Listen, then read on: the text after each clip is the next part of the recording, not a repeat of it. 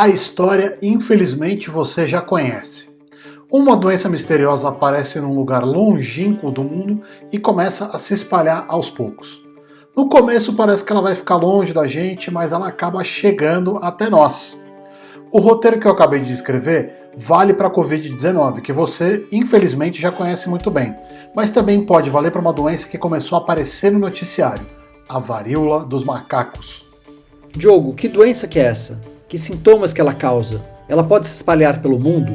A próxima pandemia vai ser de varíola do macaco? É isso que todo mundo quer saber. Calma, Edu, já vou explicar. Uma pergunta de cada vez. Só vamos lembrar o pessoal de se inscrever no canal, deixar um like e um comentário aí embaixo. Tudo bem, agora a gente vai nessa. Bom, começando do começo, né? O que é essa doença, a varíola dos macacos? Essa doença não é exatamente nova porque ela foi descoberta em 1958. A varíola dos macacos é um vírus que, segundo o New York Times, é endêmico em partes da África, no centro do continente e no oeste. Endêmico quer dizer que a doença sempre tem mais ou menos o mesmo número de casos, nas mesmas regiões. A dengue, por exemplo, é uma doença endêmica aqui no Brasil. De varíola eu já tinha ouvido falar, mas essa aqui pra mim é nova. De onde vem esse nome? Primeiro, porque ela se parece bastante com a varíola, uma doença que é bastante conhecida e antiga. Segundo, porque ela foi primeiro vista em macacos. O primeiro caso dela em humanos foi registrado em 1970 no Congo. E o que a pessoa sente quando pega essa varíola dos macacos? A pessoa começa com uma irritação na pele que incha e fica cheia de pus. É bem aflitivo. A pele fica cheia dessas bolhas. Além disso, a doença causa dor no corpo e febre. O ciclo todo da varíola dos macacos dura entre 2 a 4 semanas, mais ou menos. Essa doença tem tratamento? Tem algum remédio que a pessoa possa tomar? E vacina? Não, Edu, não tem nem remédio nem vacina, de acordo com o Centro de Controle de Doenças dos Estados Unidos. Mas existem sim alguns remédios antivirais e algumas vacinas que são aprovadas para uso humano para combater essa doença, só não aprovadas pelo centro americano. E como é que se pega a varíola dos macacos? Segundo o site do Serviço de Saúde Pública do Reino Unido, essa doença é transmitida por meio de roedores, como ratos e esquilos.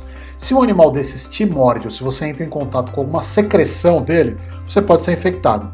Se você comer a carne desses bichos, pode pegar também, ou se entrar em contato com a pele deles.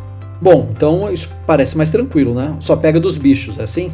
Olha, infelizmente não, viu, Edu? A doença também passa de pessoa para pessoa. Isso acontece se você entrar em contato com roupas de cama, toalhas e outros itens pessoais de alguém que está infectado.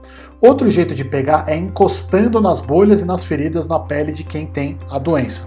Por último, você pega também por meio da tosse ou de espirros de alguém infectado. Ou seja, existem muitas maneiras que uma pessoa pode passar para outra. Uma coisa que eu não entendi, Diogo. Se a doença é mais comum na África, por que a gente está falando dela aqui? Justamente, Edu, porque ela apareceu em vários lugares onde ela não é comum. O Ministério da Saúde do Brasil informou que existem casos registrados dessa doença em 23 países do mundo, vários deles fora da África. O Reino Unido, por exemplo, registrou pelo menos 106 casos. Em Portugal, já foram pelo menos 96 casos, ou seja, parece que a doença está se espalhando. Então isso quer dizer que essa doença pode se espalhar pelo mundo todo? A primeira vez em que casos da varíola dos macacos foram registrados fora da África foi em 2003. Lembra que a doença foi descoberta em 1958, mas agora foi a primeira vez em que houve casos da doença sem ligação com a África Central ou com a África Ocidental. E esses lugares são, como a gente já viu, onde ela costuma aparecer. Agora vem a pergunta que eu tô querendo fazer desde o começo do vídeo, mas só vou fazer agora para não estragar o suspense, né? A gente precisa ficar com medo de uma nova pandemia? Olha, Edu, não dá para saber, essa é a verdade. Mas o Centro Europeu de Controle e Prevenção de Doenças não considera o risco de transmissão particularmente alto. O jeito mais fácil de pegar a doença é por meio de relações sexuais, o famoso sexo. Mas é uma doença preocupante. Na Nigéria, ela tem uma taxa de mortalidade de 3,3% e afeta principalmente as crianças e pessoas que têm problema de imunidade. Só para você ter uma ideia, a mortalidade da Covid-19 no Brasil é de 2,2%, segundo os dados da Universidade Johns Hopkins. Já existe algum sinal de que a gente pode ter uma epidemia dessa doença? Ainda não, viu, Edu? Por enquanto, esses casos fora da África são um alerta importante, mas ainda não quer dizer que a gente precisa entrar em pânico. É sempre bom ficar de olho, caso você sinta um dos sintomas que eu acabei de citar. Por enquanto, nenhum caso foi registrado aqui no Brasil, e a gente espera que continue assim. Se você curtiu o vídeo, deixa aí o seu like e se inscreve no canal para não perder nenhum vídeo do Me Explica. A gente se vê na semana que vem.